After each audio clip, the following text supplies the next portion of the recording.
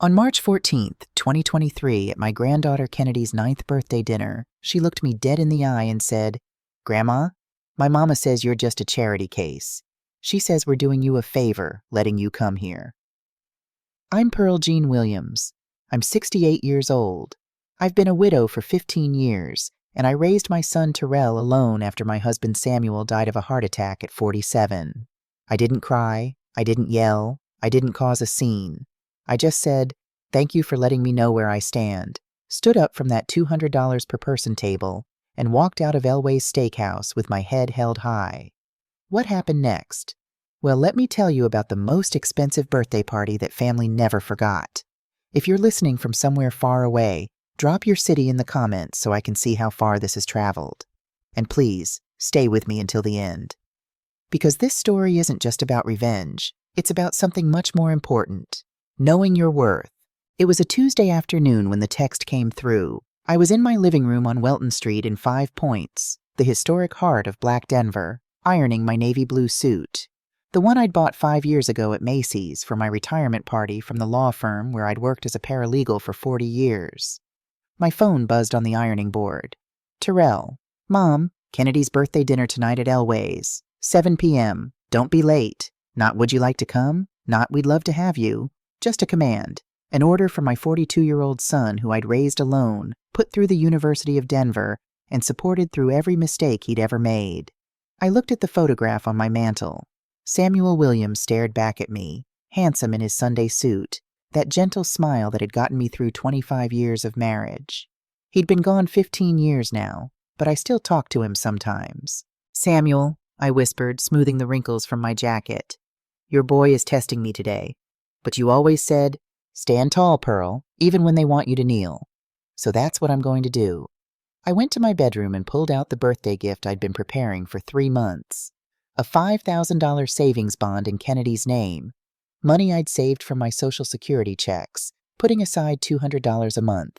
And beside it, a handcrafted leather journal from the Tattered Cover bookstore, embossed with Kennedy's initials, K.T.W. Kennedy, Teresa Williams.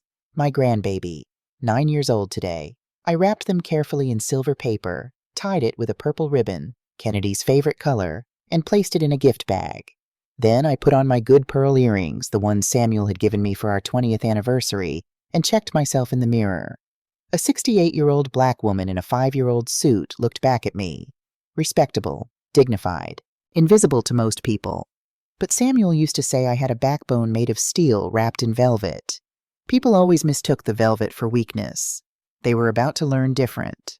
Elway's Steakhouse sits in the Cherry Creek neighborhood, the kind of place where white Colorado money goes to see and be seen.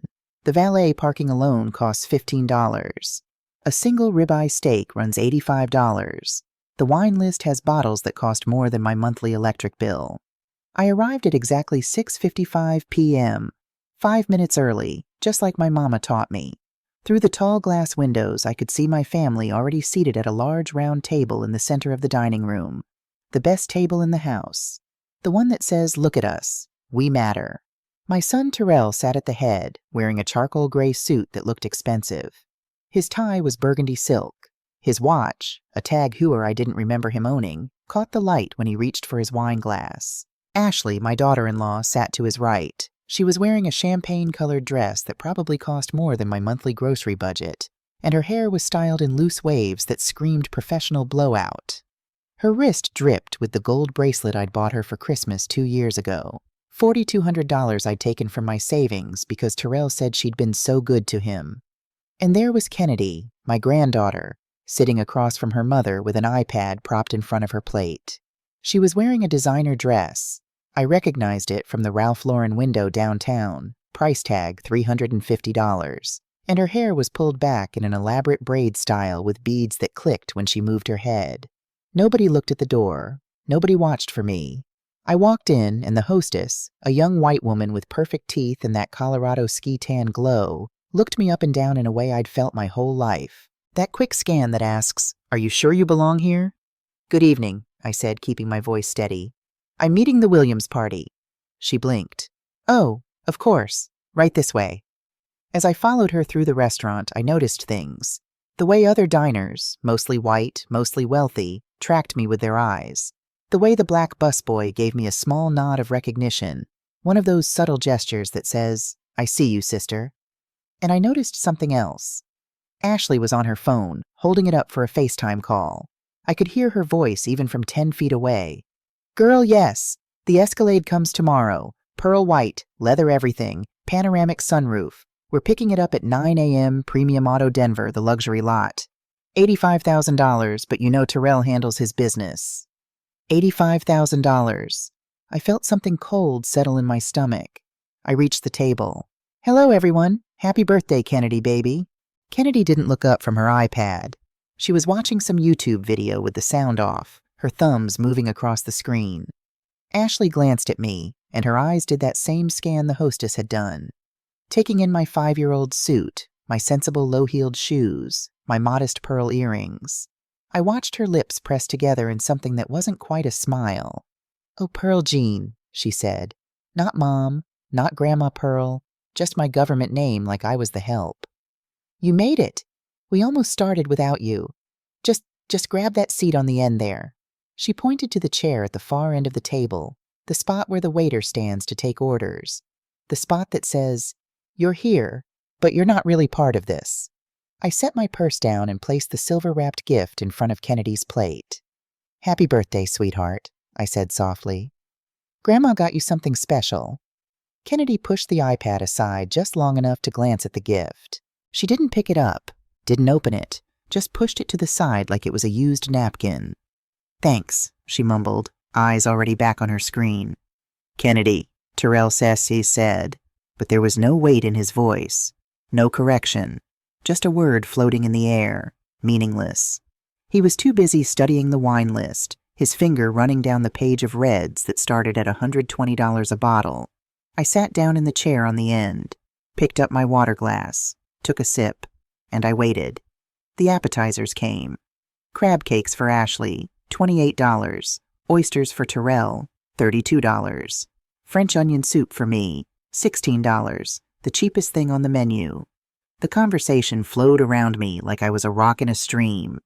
Ashley talked about her Pilates instructor and the new facial treatment she was getting at some spa in Boulder. Terrell talked about a sales conference in Scottsdale. Kennedy played on her iPad and occasionally whined about the restaurant's Wi-Fi being slow. Nobody asked me how I was doing. Nobody asked about my week. Nobody asked anything.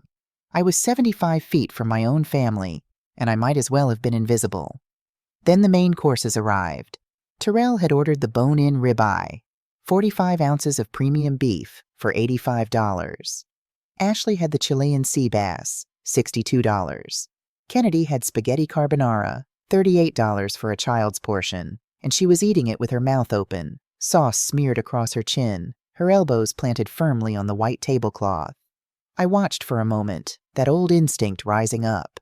I'd raised 3 generations of good manners in my family. My mama had taught me, I'd taught Terrell, and I'd assumed Terrell would teach Kennedy. But clearly, something had gone wrong. "Kennedy, baby," I said gently, leaning forward. "Elbows off the table, sweetheart, and try to chew with your mouth closed. A young lady should have good manners." The words were barely out of my mouth when the table went silent. The kind of silence that makes nearby conversations stop. The kind that pulls attention, like gravity. Kennedy stopped chewing. Slowly, she lowered her fork. She looked at her mother first, some unspoken communication passing between them. And then she turned to me. And what I saw in my granddaughter's eyes was not the innocence of a 9-year-old child. It was calculation. Coldness. Ashley's eyes looking out of Kennedy's face. "My mama says I don't have to listen to you," Kennedy said. Her voice was loud enough to carry to the next table, clear, deliberate, rehearsed. I felt my face grow hot. "Excuse me?" Kennedy wiped her mouth with the back of her hand, deliberately now, making sure I saw. "Mama says you're old-fashioned and out of touch. She says you're just a charity case. She says we're doing you a favor letting you come to nice places like this, because you never worked a day in your life and you don't have any money of your own." The words hit me like physical blows. Charity case. Never worked. Don't have any money. Around us, I could feel people staring. A white couple at the next table had stopped eating entirely, watching our family drama unfold like it was dinner theater. I looked at Ashley, waiting for her to correct her daughter, waiting for her to say, "Kennedy, that's not true. Apologize to your grandmother right now." But Ashley didn't say that. Ashley took a slow sip of her wine, a 2015 Caymus Cabernet, $140 a bottle, I'd seen it on the menu, and shrugged. "Kids repeat what they hear, Pearl Jean," she said, examining her manicured nails. "Kennedy's just being honest. And honestly, those manners you're trying to teach went out of style in the 1960s. This isn't your mama's dinner table." I turned to my son, my baby boy, the child I'd carried for 9 months, the toddler whose fevers I'd nursed through the night, the teenager whose college applications I'd proofread, the young man whose tuition I'd paid by working double shifts after Samuel died. "Terrell," I said, and I heard my voice shake. "Did you hear what your daughter just said to me?" Terrell loosened his tie. He looked uncomfortable, but he wouldn't meet my eyes. He glanced at Ashley, then at Kennedy, and finally, briefly, at me. Then he laughed. A nervous, wheezing laugh that said he'd chosen his side. "She's just a kid, Mom," he said, waving his hand dismissively. "Don't be so sensitive. Besides," he leaned back in his chair, that expensive watch catching the light again. "Ashley's not entirely wrong. I mean, we are paying for your meal tonight, aren't we? Just let it go. Don't make this into a thing." "We are paying for your meal." The room tilted. Everything crystallized in that moment with perfect, terrible clarity. I looked at the $85 steak on Terrell's plate, at the $140 wine bottle, now half empty, at Ashley's $4,200 bracelet, at Kennedy's $350 dress. And I understood. Terrell hadn't just been taking money from me. He'd been lying to them. He'd been telling Ashley that he was the successful provider, the man who could afford this lifestyle. He'd painted me as the poor, destitute mother he dragged along out of pity. They didn't know. Ashley didn't know that I'd paid the down payment on the 4,800-square-foot house they lived in on Maple Street. $150,000 from my retirement savings. Kennedy didn't know that her $24,000 per year private school tuition came from my checking account, not her father's. They didn't know that the bonus Terrell told them he was using for the down payment on that $85,000 Escalade was actually a $30,000 transfer from my account that he'd begged me for just yesterday. To them, I was a burden, a charity case, a nobody who got a free bowl of soup out of their generosity. I looked at my son one more time. He was smiling now, relieved that I hadn't made a scene, relieved that he'd put me in my place. He thought he'd won, but something inside me snapped. Not loudly, quietly, like a door closing and locking for the final time. I didn't flip the table. I didn't raise my voice. I didn't do any of the things they probably expected from a hurt, embarrassed old woman. A lady doesn't make scenes. Instead, I reached into my purse, the Coach bag Terrell had given me 2 Christmases ago, bought with money I'd loaned him that November, and pulled out my wallet. My hands were steady. I counted out 3 $20 bills, $60. Enough to cover my $16 soup, my $4 iced tea, and a generous tip for the waiter who'd witnessed this humiliation. I placed the cash on the table, right next to the bread basket. "What are you doing?" Terrell asked. His fork paused halfway to his mouth. "I'm paying for my dinner," I said. My voice didn't shake anymore. It was calm, clear, cold. "I wouldn't want to be a burden on your finances, son. After all, you have a big day tomorrow. That $85,000 car isn't going to buy itself." I stood up. My knees felt strong. My back was straight. "Mom, sit down," Terrell hissed, glancing around to see if anyone was watching. Everyone was watching. "You're embarrassing us." "No, Terrell," I said, picking up my purse. "You've embarrassed yourself enough for one evening." I looked at Kennedy. She was staring at me now, iPad forgotten, with something like uncertainty in her eyes. "Happy birthday, sweetheart," I said gently. "I hope you enjoy that journal. Maybe you can write down today as the day you learned that words have consequences." Then I turned my back on them. I walked past the dessert cart with its $60 soufflés, past the mahogany bar with its $200 glasses of scotch, past the hostess stand where that same young woman avoided my eyes. I pushed open the heavy glass doors and stepped out into the cool Denver night. Just before the door closed behind me, I heard Ashley's voice, loud and carrying over the restaurant noise. "God, so dramatic. Don't worry about her, babe. Just make sure that transfer clears by 9 a.m. for the dealership. We cannot lose that car. I stopped on the sidewalk. The streetlights of Cherry Creek blurred for a moment as tears pricked my eyes, but I blinked them away. Make sure that transfer clears by 9 a.m. I looked at my watch. It was 8:17 p.m. The bank opened at 8:30 a.m. tomorrow morning. I had 14 hours and 13 minutes. I took a deep breath, and for the first time in years, maybe decades, I didn't feel that crushing weight on my chest. That constant anxiety about whether my son needed something, whether I'd given enough, whether I'd done enough. I felt powerful. They thought I was a charity case. They thought I was a helpless old woman who needed their scraps of affection like I needed their scraps of food. They were about to find out that this charity case held the keys to their entire kingdom.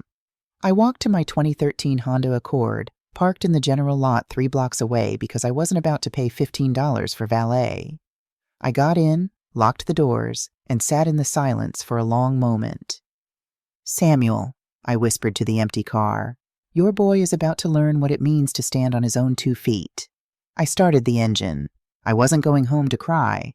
I was going home to prepare. By 9 o'clock tomorrow morning, my son was going to discover exactly how small he really was without his mother's wallet propping him up.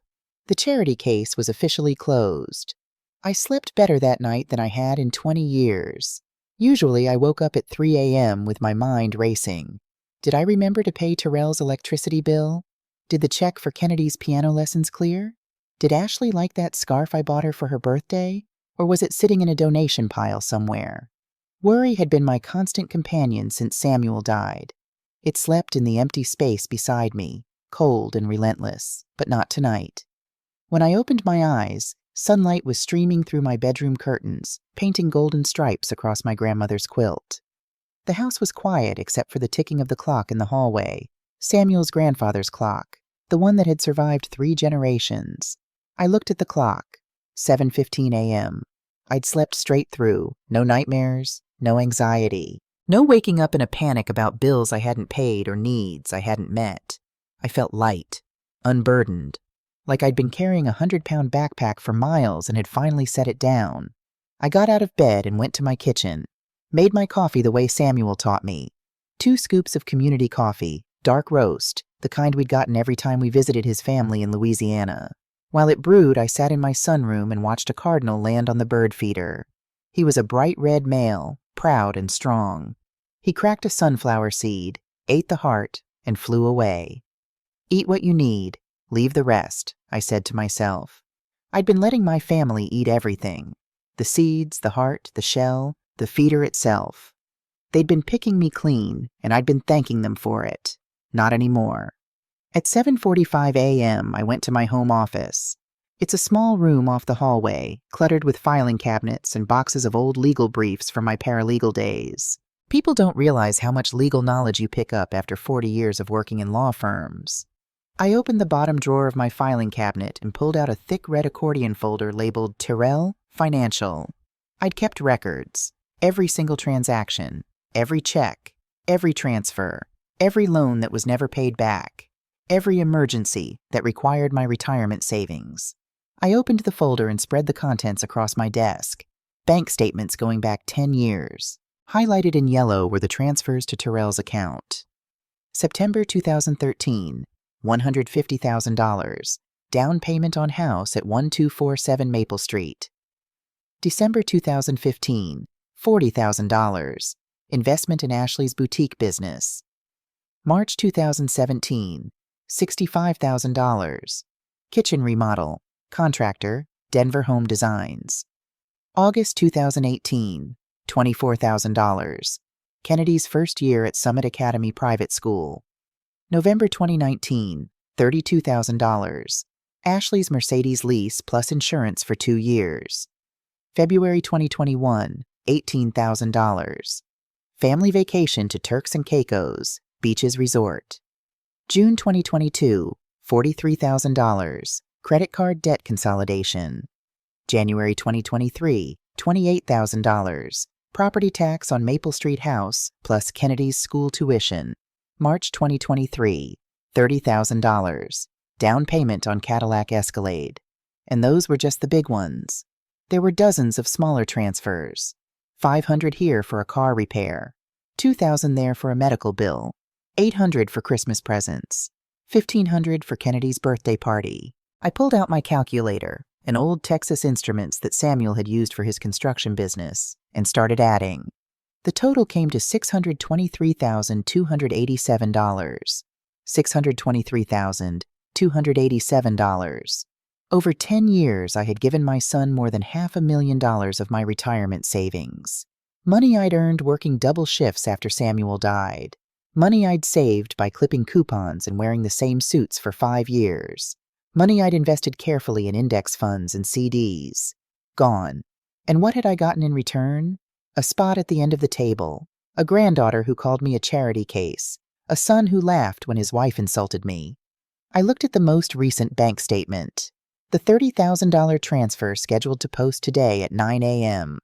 I picked up my phone and looked at the time. 8:05 a.m.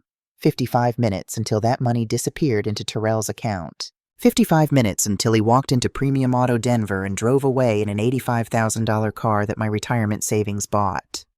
I stood up, went to my bedroom, and got dressed. Not the old Navy suit this time. I put on my best blazer, charcoal gray, tailored, the one I'd worn when I gave depositions in million-dollar cases. I put on my pearl necklace, the real one Samuel had saved for 2 years to buy me. I put on my lipstick, my good shoes. I looked in the mirror and saw the woman I used to be, the paralegal who'd gone toe-to-toe with attorneys 3 times her age, the woman who'd raised a son alone and built a life from nothing. That woman had gotten lost somewhere along the way, buried under years of yes and of course and whatever you need. But she was back now. I grabbed my purse, my red folder, and my car keys. I had an 8:30 a.m. appointment at First National Bank of Denver, and my son was about to learn that the ATM he'd been using for 42 years was permanently out of order. First National Bank of Denver sits on the corner of 17th and Curtis Street, a granite building that stood there since 1947. I've been banking there for 33 years since Samuel and I opened our first joint account in 1990. I pulled into the parking lot at exactly 8:25 a.m. Through the glass doors, I could see the tellers unlocking their drawers, turning on their computers, counting their starting cash. The familiar ritual of a bank opening. At 8:30 a.m. sharp, the security guard, Frank Morrison, a retired Denver police officer who'd worked there for 12 years, unlocked the front door. "Morning, Mrs. Williams," he said, holding the door open. His smile was genuine. "You're here bright and early today." "Big day, Frank," I said, walking past him. "Very big day." I went straight to the back office. Through the glass walls, I could see Robert Patterson, the branch manager, settling into his chair with his morning coffee. Robert was 58, silver-haired, and had been handling my accounts since Samuel died. He looked up, surprised, when I knocked on his door. "Pearl Jean," he said, standing. "I wasn't expecting you. Is everything all right? The transfer? Did it go through okay?" He knew about the $30,000. I'd been in here yesterday at 4 p.m., fretting over it, making absolutely sure it would post to Terrell's account by 9 a.m. this morning. "The transfer is exactly what I'm here about, Robert," I said, sitting down in the leather chair across from his desk. I placed my red folder on his desk. "It hasn't posted yet, has it?" He typed something on his keyboard, squinted at his screen. "It's scheduled to post in," he glanced at his watch, 23 minutes, 9 a.m. sharp, just like you requested. "It's sitting in pending status on account number 4598, the joint account." "Cancel it," I said. The hum of the air conditioning seemed to get louder in the silence that followed. "I'm sorry," Robert said. "Cancel the transfer," I repeated, my voice steady. "Reverse it. Put the $30,000 back into my personal savings account, account number 7742, the one that only has my name on it." Robert took off his reading glasses and looked at me. Really looked at me. He'd seen me in this office dozens of times over the years, always worried, always asking if I was doing the right thing, always second-guessing myself when it came to helping Terrell. But something in my face must have been different today because he didn't ask why. He didn't suggest I think about it. He just started typing. "Done," he said after a moment. "The transfer has been canceled. The funds are back in your primary savings account, $30,000. "Thank you," I said. "Now I need to make some other changes." I pulled out a sheet of paper from my red folder. I'd written everything down last night, sitting at my kitchen table while the rest of Denver slept, a list of every financial connection I had to my son. "The joint checking account number 4598, I said. "The one Terrell uses for his mortgage payments and household bills. I want my name removed from it. Today. Right now." Robert leaned back in his chair. "Pearl Jean, if you remove your name, you won't have access to monitor transactions anymore. And if that account goes into overdraft, the bank won't be able to pull from your savings to cover it. You've had the overdraft protection linked for 5 years. "I know," I said. "That's the point. I want the overdraft protection removed. I want the automatic transfers for the mortgage canceled. I want the automatic payments for Kennedy's school tuition canceled. I want the automatic payment for Terrell's car insurance canceled. I want my name off everything." Robert set down his coffee cup. "Pearl Jean, this is drastic. Did something happen? Terrell usually relies on that safety net." "Terrell is 42 years old, Robert," I said, smoothing my skirt. "It's time he learned to walk without a net." For the next 27 minutes, the only sounds in that office were the clicking of keyboard keys and the whir of the printer. I signed document after document. Revocation of joint account access. Signed, Pearl Jean Williams, removal of authorized user, Ashley Williams. Signed, Pearl Jean Williams, cancellation of recurring transfer, mortgage. Signed, Pearl Jean Williams, cancellation of recurring transfer, tuition. Signed, Pearl Jean Williams, cancellation of overdraft protection. Signed, Pearl Jean Williams, revocation of power of attorney. Signed, Pearl Jean Williams. With every signature, I felt lighter, like I was signing my own Emancipation Proclamation, taking back my life $1 at a time. "All right," Robert said finally, handing me a receipt. "It's done. You have complete control of your assets now. The joint account is solely in Terrell's name. You have no liability, no access, no connection." He squinted at his screen. "The current balance in that account is $416.32. $416. That was what my son had to his name without me. And he was on his way to buy an $85,000 car." "Thank you, Robert," I said, standing and shaking his hand. "You take care, Pearl Jean," he said. And there was something in his voice, a new respect maybe, or recognition. "You look well today." "I feel well," I said. For the first time in a long time, I feel well. I walked out of that bank at 9:03 a.m. with my head high and my shoulders straight. I sat in my Honda in the parking lot and watched the world go by. Business people rushing to their offices, construction workers heading to job sites, the city of Denver waking up to another Thursday morning. My phone was sitting in the cup holder. At 9:08 a.m. it buzzed, then it buzzed again, then a long vibration, a phone call. I picked it up and put on my reading glasses. I let it ring, once, twice, 3 times, 4 times. I wasn't ready to hear his voice yet. I wanted to savor this moment a little longer.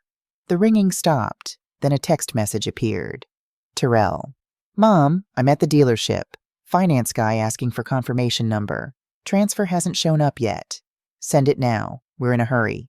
No good morning, no how are you, no thank you, just demands, just orders to his personal ATM machine." 10 seconds later, another message. Terrell. "And seriously, don't be petty about last night. Ashley is stressed. Just get it done. Don't be petty. Standing up for myself was petty. Refusing to be humiliated was petty." I felt that cold smile touch my lips again. The smile of a woman holding all the cards. I tapped the reply box. My fingers moved slowly, deliberately.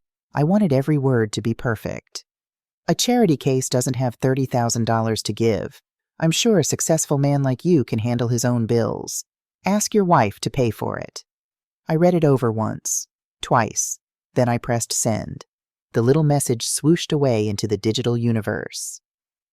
Delivered. My phone immediately started ringing again. Terrell calling. I looked at his name on my screen. For years, that name had made me jump. It had made me reach for my checkbook. It had made me apologize for things I hadn't done. Not anymore. I reached out and slid the silent switch on the side of my phone. Silence. Then I went into settings and turned on Do Not Disturb. I tossed the phone onto the passenger seat, started my engine, and pulled out of the parking lot. I had errands to run. I needed to stop by Home Depot for new locks. I needed to visit the office supply store for some documents. And I needed to buy bird seed because that cardinal would be back tomorrow morning, hungry and expecting breakfast. Unlike my son, the cardinal was grateful for what he received. As I drove down Colfax Avenue, I imagined the scene at Premium Auto Denver. I could picture it perfectly. Terrell sitting at that salesman's desk, watching his phone, waiting for the confirmation that was never coming. Ashley already sitting in the driver's seat of that pearl-white Escalade, taking selfies, planning her Instagram post. And the salesman, I knew him actually, a man named James Chen, who'd sold me 3 reliable cars over the years, watching his commission disappear as the credit card machine flashed declined in angry red letters. I turned on the radio. Aretha Franklin was singing Respect. How appropriate. I wasn't there when it happened, but I pieced it together later from various sources. James Chen, who I ran into at King Soopers 2 weeks later, gave me most of the details. He did it quietly, with a kind of professional discretion, but I could tell he'd found the whole thing fascinating. According to James, Terrell and Ashley arrived at Premium Auto Denver at 8:47 a.m. Ashley was wearing designer sunglasses even though it was overcast, carrying a Starbucks latte, and acting like she owned the place. She went straight to the pearl-white Escalade on the showroom floor, the one with the red sold tag on the windshield, and climbed into the driver's seat. James said she was in there for 20 minutes, adjusting the mirrors, taking photos, posting Instagram stories with captions like "New wheels loading" and "Blessed season." Meanwhile, Terrell was at James's desk, leg bouncing nervously, checking his phone every 30 seconds. "So, Mr. Williams," James said, pulling up the paperwork on his computer, "we have everything ready to go. We just need to finalize that down payment, the $30,000 we discussed. Did the transfer clear?" "Oh, absolutely," Terrell said, flashing that charm smile he uses when he's lying. "My mom, Pearl Jean Williams, you might know her. She was sending it over this morning. Should be there any second. You know how banks are. Slow." James nodded and checked his system, refreshed the screen, frowned. "I'm not seeing it, Mr. Williams," James said. "The account balance is showing $416.32. James told me that Terrell's face went white. Actually white, like all the blood had drained to his feet. "That's impossible," Terrell said. "Try the card. Just run the debit card. The overdraft protection is linked to her savings account. It'll go through." James swiped the card. Processing. Declined. Insufficient funds. "Must be a chip error," Terrell said, his laugh too high, too nervous. "Wipe it off. Try again." James tried again. "James. Declined. Insufficient funds." "Mr. Williams," James said gently, sliding the card back across the desk. "The link to the secondary funding source has been severed. There's no money available." That's when Ashley noticed something was wrong. She climbed out of the Escalade. James said she actually slammed the door so hard the entire showroom echoed, and marched over in her heels. "What is taking so long?" she demanded. "I want to get this detailed before lunch. Why aren't we signing papers?" "There's a hiccup with the funds," Terrell mumbled. "What hiccup?" Ashley's voice was rising now. She turned to James. "Just run it again. His mother probably messed up the routing number. She's getting senile, I swear." James said he tried to explain, but Ashley wasn't listening. She grabbed Terrell's phone and started reading his messages. Her face when she read my text, James said it was something to see. "Is she joking?" Ashley's voice carried across the entire showroom now. Other customers were staring. "She thinks she can teach us a lesson? Today? Call her. Call her right now." "She's not answering," Terrell said. "She sent this text and then nothing." "Well, fix it," Ashley screamed. "Pay for it from your investment account. Your bonus, your salary. You're the VP of sales. You make 6 figures. Just write a check." And this, James said this was the moment everything fell apart. Terrell froze. He looked at his wife. He looked at the salesman. He looked at the floor. I can't," he whispered. "What do you mean you can't?" Ashley demanded. That's when James decided to put them out of their misery. "Ma'am," James said quietly, turning his computer screen so they could see, "the financing for this vehicle wasn't approved based on Mr. Williams's income alone. His debt-to-income ratio was too high. The loan was approved based on the co-signer's assets and credit score." He pointed to the screen. "Pearl Jean Williams, credit score 810. Assets, $420,000 in verified accounts. She's listed as the primary guarantor. Without her backing, Mr. Williams doesn't qualify for this tier of luxury vehicle. The silence that followed, James said, was deafening. Ashley stared at the screen, at my name, at my credit score, at the word primary guarantor. Then she turned to Terrell. "You told me you bought our house," she said, her voice dropping to something dangerous. "You told me your bonus paid for it. You told me your mother was just... that we were helping her." Terrell couldn't speak. He was shrinking in his chair, getting smaller and smaller. "He doesn't pay for the house, ma'am," James added. And I have to say, when he told me this part, I detected a hint of satisfaction in his voice. "The mortgage payments come from the same joint account Pearl Jean just closed. I remember because she set up those automatic payments right here at this desk 5 years ago, April 2018. "You lied to me," Ashley hissed. "You made me look like an idiot. I told everyone. I posted it on Facebook. Everyone thinks we're rich." "Ashley, please," Terrell begged. "We can figure this out. We can get a lease on a Honda. We can—" "Don't touch me!" Ashley screamed.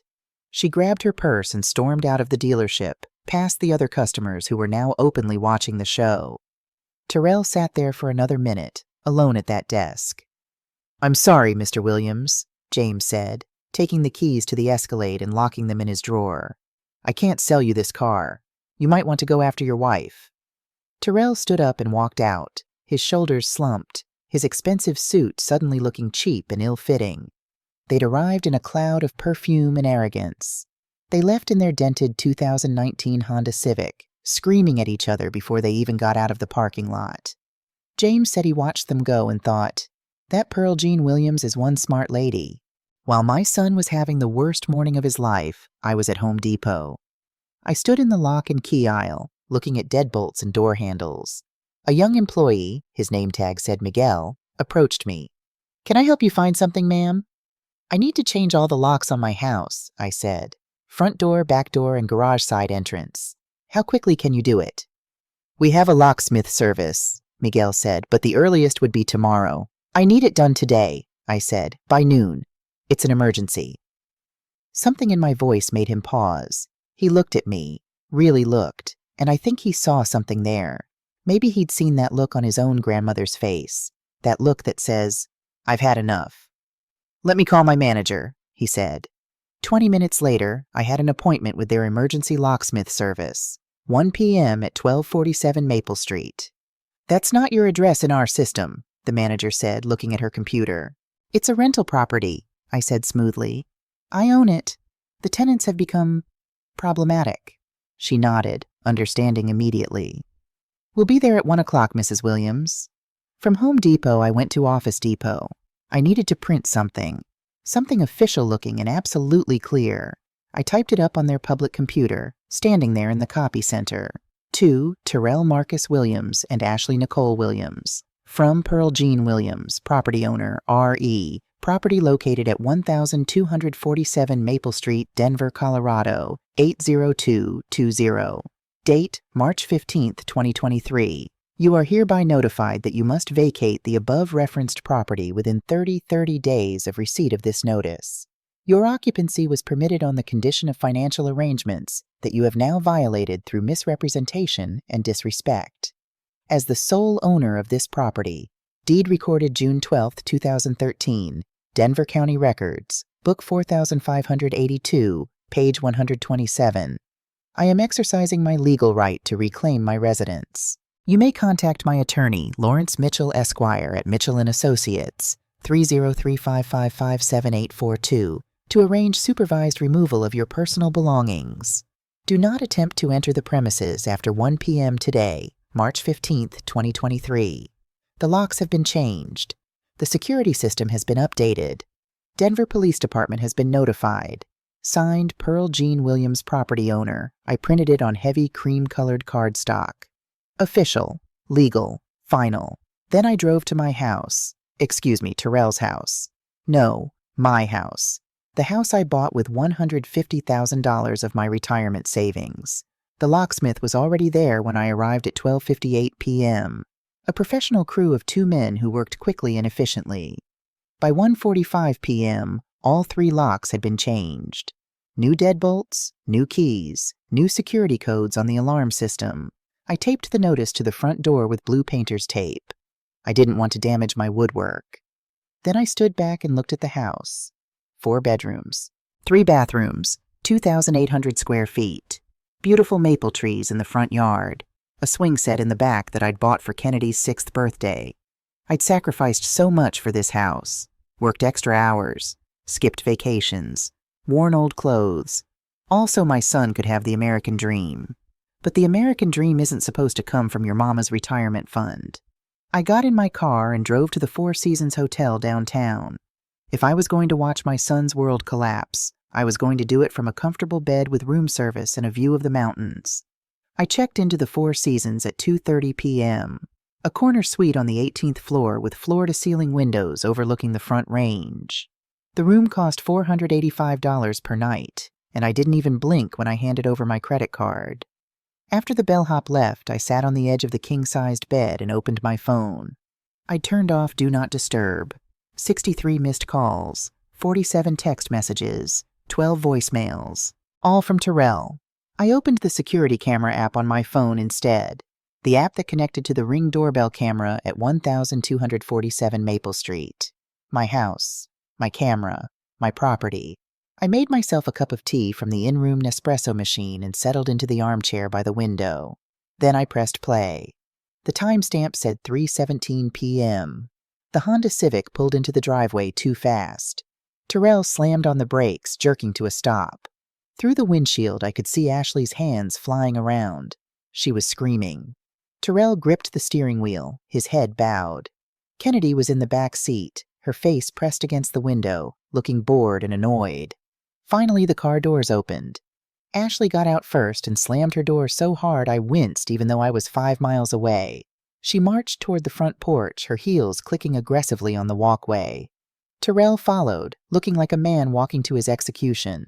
"Just open the door, Terrell," Ashley's voice came through the camera's tiny microphone. "I need to change out of these clothes. I feel like an idiot." I'm coming," Terrell muttered. He fumbled in his pocket for his keys. Found them, walked up the front steps. I took a sip of my tea. This was the part I'd been waiting for. Terrell jammed his key into the lock. It went in halfway and stopped. He jiggled it. Nothing. He pulled it out, examined it, shoved it back in, tried to turn it. It wouldn't budge. "What is wrong with you?" Ashley snapped. "Open the door." "It's stuck," Terrell said, his voice rising with panic. "The key won't turn." "Give it to me." Ashley snatched the keys from his hand. She shoved the key in and twisted with all her strength. Snap! Half the key broke off inside the lock. "Great!" Ashley screamed. "Just great, Terrell. You haven't maintained this house in years. The lock is broken." "It's not broken," Terrell said slowly.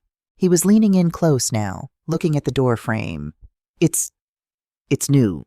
This is a new lock." He reached out and touched the brass plate. Shiny, fresh. Installed today. Then he looked down and saw the envelope. The white envelope with the blue painter's tape. The one with "To the current occupants," written in my neat cursive. "What is that?" Ashley demanded. Terrell pulled the envelope off the door. His hands were shaking. He ripped it open and pulled out the cream-colored cardstock. I watched him read it. Watched his shoulders drop 3 inches. Watched the color drain from his face. "Read it," Ashley commanded. "What does she say? Is she apologizing?" Terrell looked at his wife, then back at the letter. "No," he said, his voice barely above a whisper. "She's not apologizing." He started reading aloud. "Dear Terrell and Ashley, since you made it clear last night that I am a charity case who should be grateful for scraps, I realized it was unfair of me to burden you with living in a house owned by such a person." His voice cracked. "Therefore, I have taken possession of my property, effective immediately. The locks have been changed. You have 30 days to remove your belongings through my attorney." He stopped reading. The paper fluttered in his hand. Silence. Absolute silence on that front porch. Then Ashley exploded. She let out a shriek that distorted the audio on my phone. She threw her purse at the door. "She can't do this!" Ashley screamed. "We live here. This is our house. My clothes are in there. My jewelry. Technically," Terrell whispered, staring at the letter. "It's her house. Her name is on the deed. We just pay the utilities." "You told me it was ours," Ashley yelled, turning on him. She started hitting his chest with her fists. "You told me she put it in your name years ago. You lied." "I thought she would," Terrell said weakly, backing away. "She said she'd leave it to me in her will. I didn't think she'd actually kick us out while she was still alive." Ashley walked up to the door and started pounding on it with her palms. "Pearl Jean!" she screamed. "Open this door! I know you're in there! This is illegal! You can't lock us out!" I took another sip of my tea. "Oh, honey," I thought. "I'm not in there. I'm 5 miles away watching you on my phone." Kennedy got out of the car. She walked up to her parents, looking scared. "Mom? Dad? Why can't we go inside? I need my iPad. It's on the charger." "Shut up, Kennedy," Ashley snapped. Then she immediately covered her mouth, realizing what she'd done. Kennedy's face crumbled. She started crying. Terrell looked at his daughter, then at the house. Then he walked to the bay window and cupped his hands around his eyes, peering inside. He could see the living room. Clean, empty. The photos still on the mantel. His graduation, his wedding, Kennedy as a baby. A life he'd taken for granted. He turned back to Ashley. "She's not home," he said. "The alarm light is red. If we break a window, the police will come." "So what do we do?" Ashley hissed. "We can't stand in the driveway like homeless people. The neighbors are watching." She was right. I switched to the driveway camera view. Mrs. Carol Henderson across the street was on her porch, watering her petunias. She'd been watering that same pot for 7 minutes straight. She was watching everything. "We have to go," Terrell said. "We have to go to a hotel." "With what money?" Ashley asked. "You said the accounts were empty. You said the cards were declined." Terrell rubbed his face with both hands. "I have a credit card. One she doesn't know about. It has a limit of $2,000. Should get us a room for a few nights." "A few nights?" Ashley stared at him.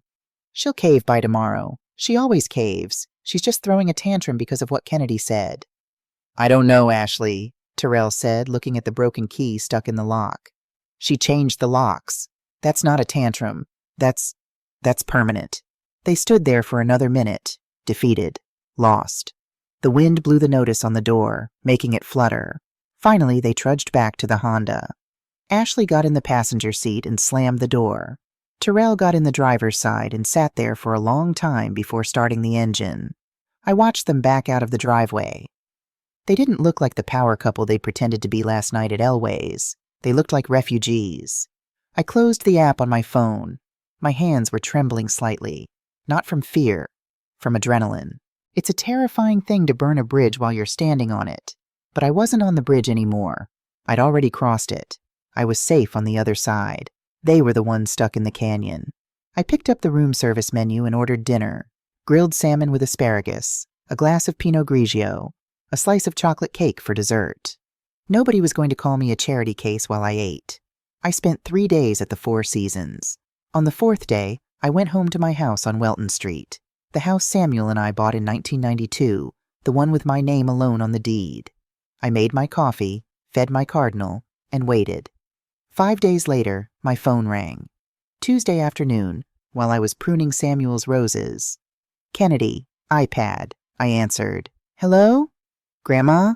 Kennedy's voice was small, wobbly. "I'm so hungry." Every grandmother instinct screamed at me to fix it. Then I heard it, faint in the background. Terrell's voice. "Good. Now tell her we don't have money for dinner."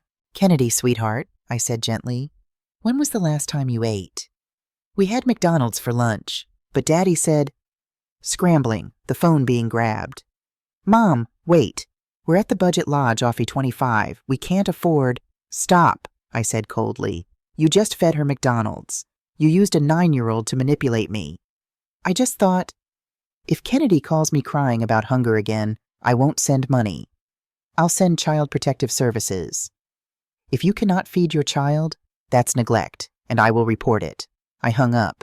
My hands shook with fury. I'd known Terrell was irresponsible, but using Kennedy as a weapon?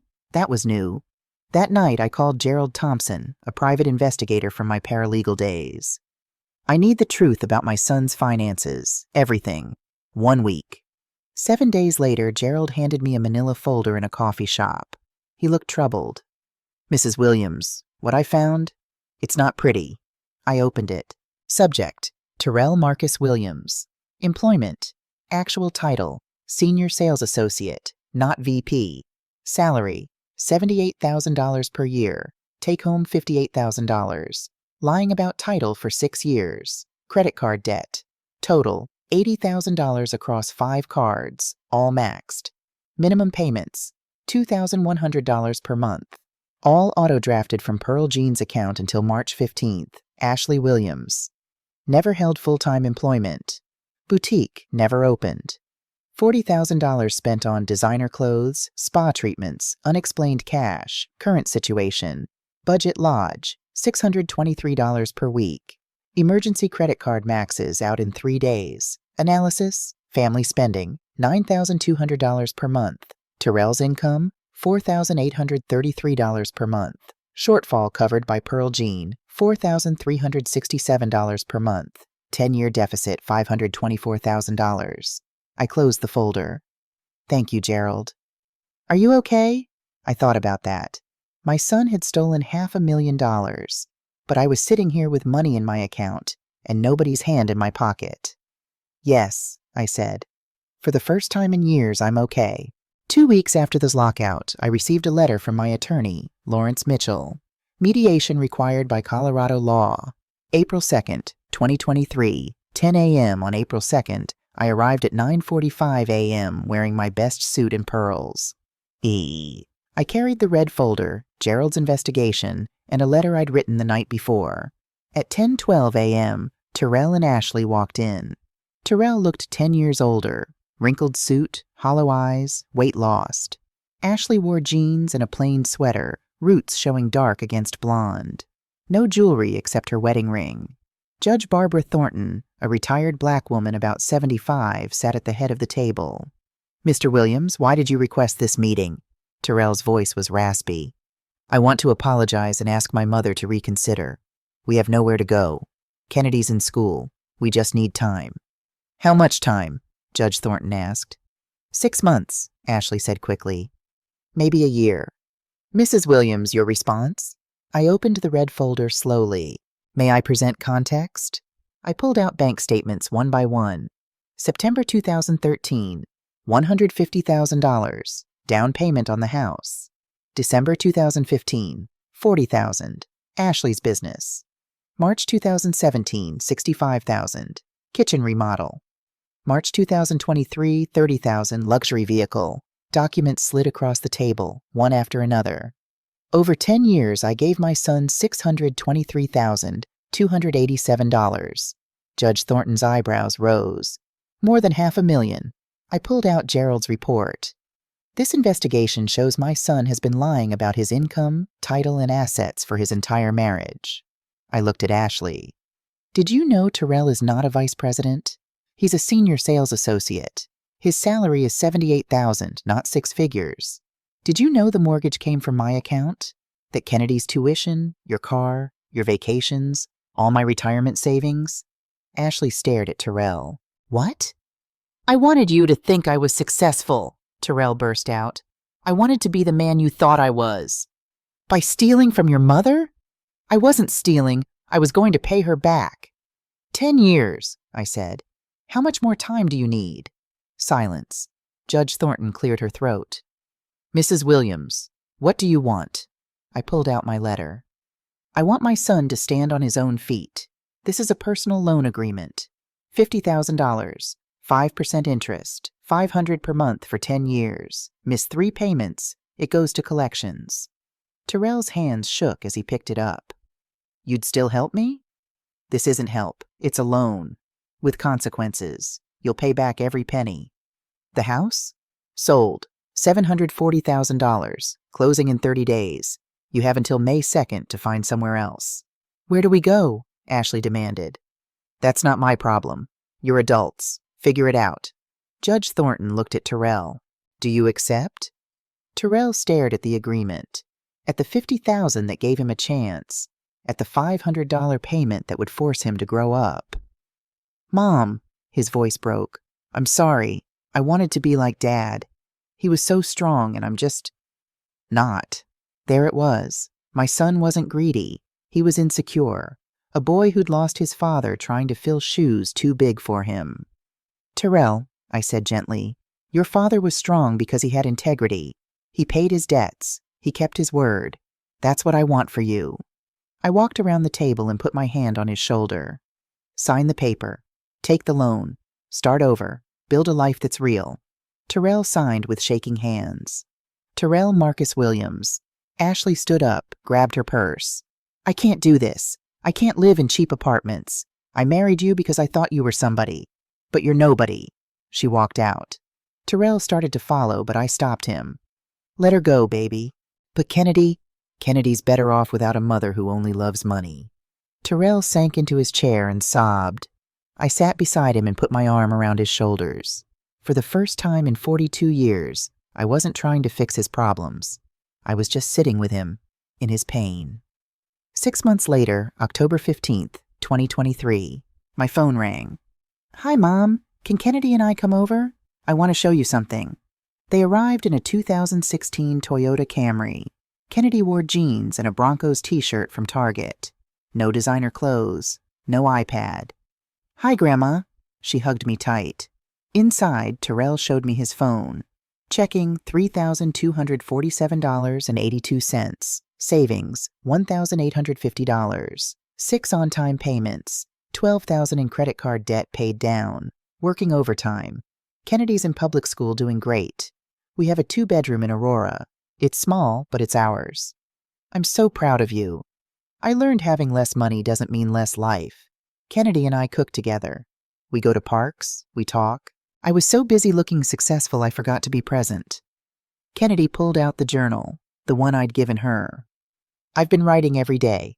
She opened to the first page. March 14th, 2023. Today, I said something mean to Grandma. Mama told me to, but I don't think Grandma is poor. I think Mama lied.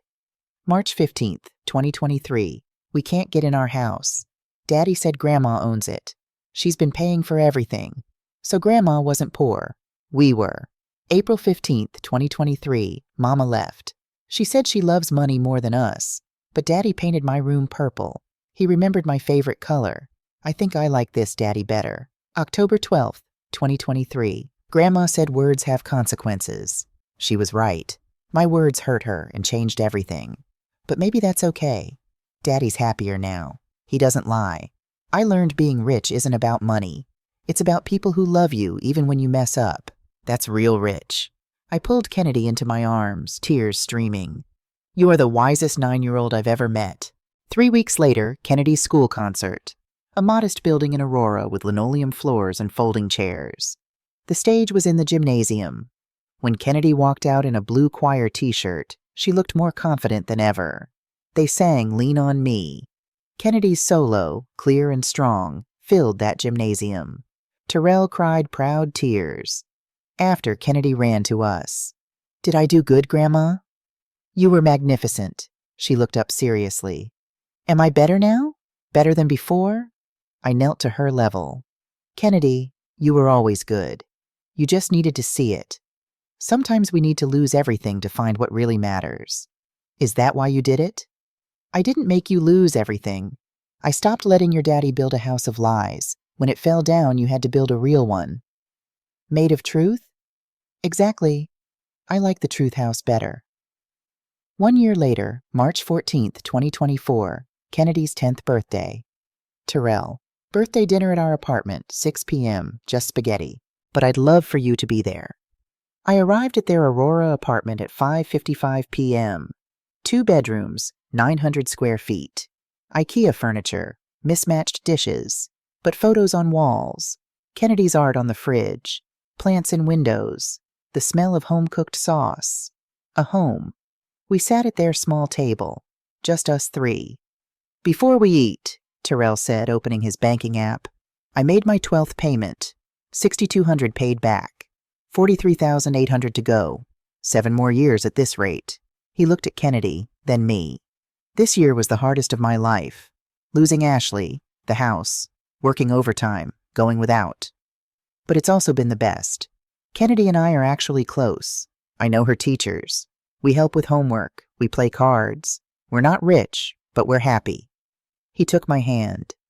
You didn't take everything, Mom. You gave me everything. The chance to be the father Kennedy deserves, the man Dad would be proud of. I squeezed his hand. He would be so proud. Kennedy raised her plastic cup. To Grandma, for teaching us love isn't about money. It's about truth. We clinked mismatched cups. In that tiny apartment, eating spaghetti off secondhand plates, I felt richer than I ever had at Elway's. Saturday morning, March 2025. 2 years since that birthday dinner. My Cardinals at the feeder. Still grateful? I ask. He cracks a seed and flies. Terrell, payment number 24, halfway there. Kennedy, got an A on my book report. Teacher says I write good. Maybe because I practice in my journal every day. I look at the framed photo from Kennedy's 10th birthday. 3 of us in that tiny kitchen, newspaper party hats, laughing. Not fancy, but real. Next to it, Samuel in his construction uniform. Gone 20 years, but here in every decision I make. Our boy made it, Samuel. I learned that at 68 you can still set boundaries, still say no, still choose yourself. I learned the most loving thing is often the hardest thing. I learned that money can buy houses and cars, but it can't buy character or growth or real family. Those only come from struggle, truth, and hard work. The sun paints everything gold. My roses bloom. The cardinal returns with his mate. 2 birds sharing breakfast. I finish my coffee and go to my garden. The roses need tending. Life needs living. I, Pearl Jean Williams, 68 years old, 40 years of work, 20 of widowhood, 10 of enabling, 2 of teaching my son to fly, am finally completely free.